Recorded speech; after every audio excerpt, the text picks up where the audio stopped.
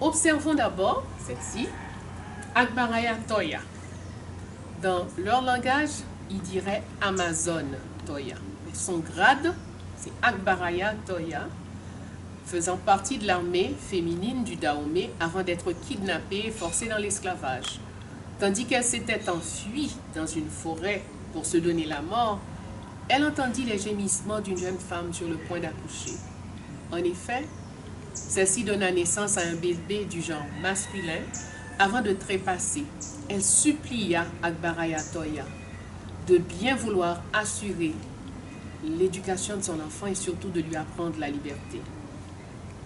Tante Toya s'engage donc envers cette morte et doit maintenant changer la mission pour laquelle elle était venue dans cette forêt.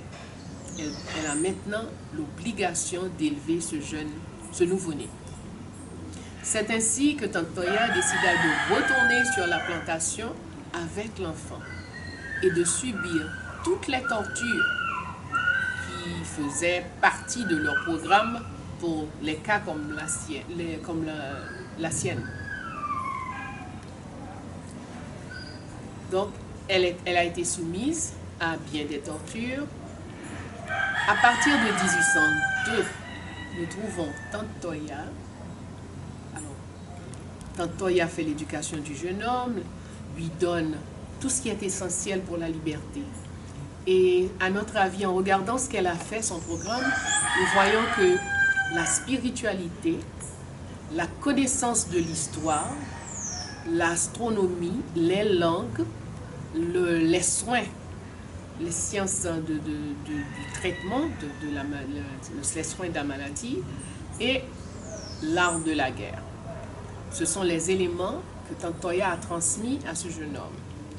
En 1802, elle a ses propres troupes, sa propre troupe guerrière, et elle collabore avec l'armée du jeune homme qu'elle a élevé, que nous allons connaître en tant que Jean-Jacques Dessalines.